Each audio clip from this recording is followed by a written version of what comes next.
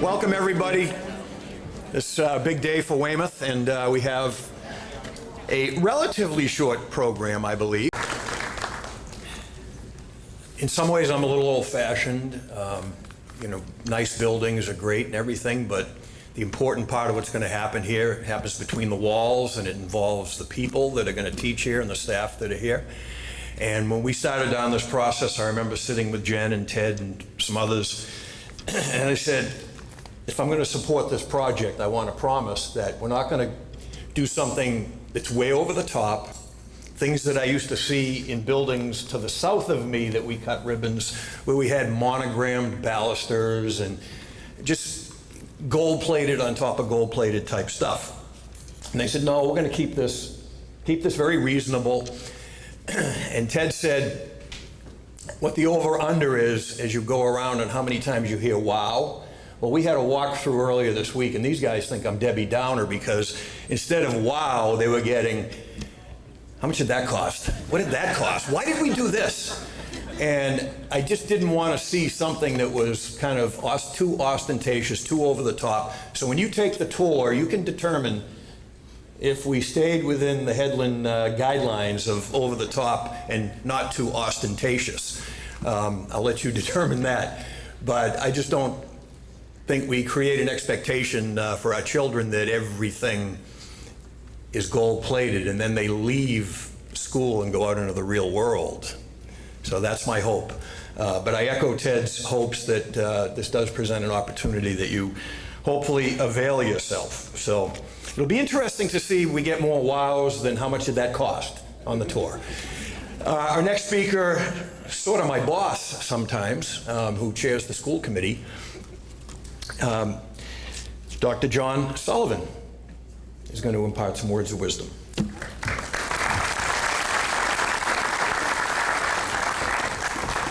Thank you, Mayor.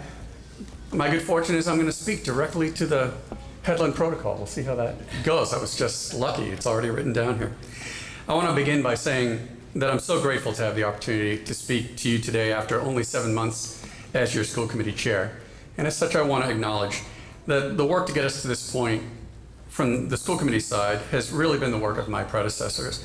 Lisa Belmarsh, now of the town council, Sean Guilfoyle, the former school committee chair and now vice chair of the Women's School Building Committee.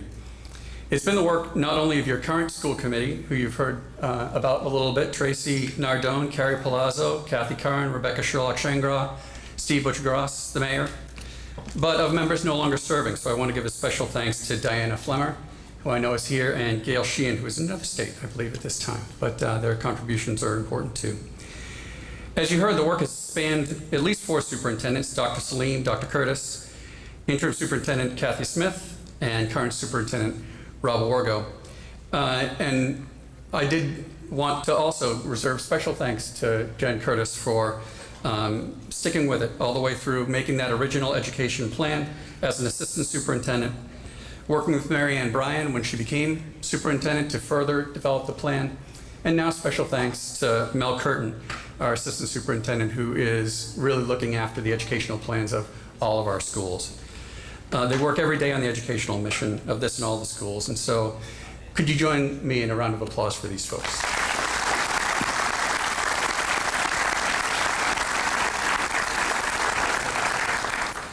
Reading those names really highlights for me how apropos it is that the building in which we stand is named for a strong Weymouth woman.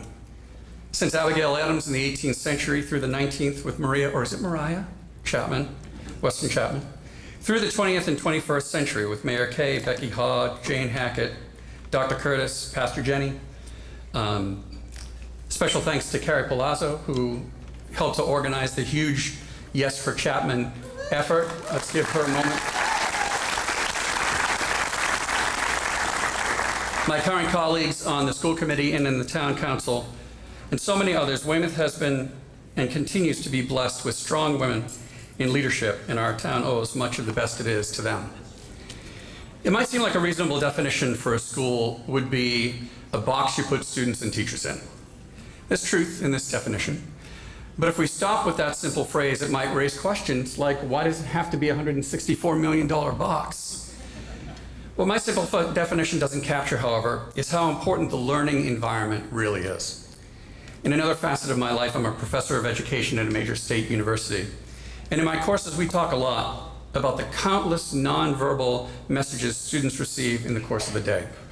Infinitesimal changes, like a teacher kneeling to be at a student's level, or whether your classroom is arranged in a circle, in groups, and in rows and columns, they can produce huge differences in how students approach their learning.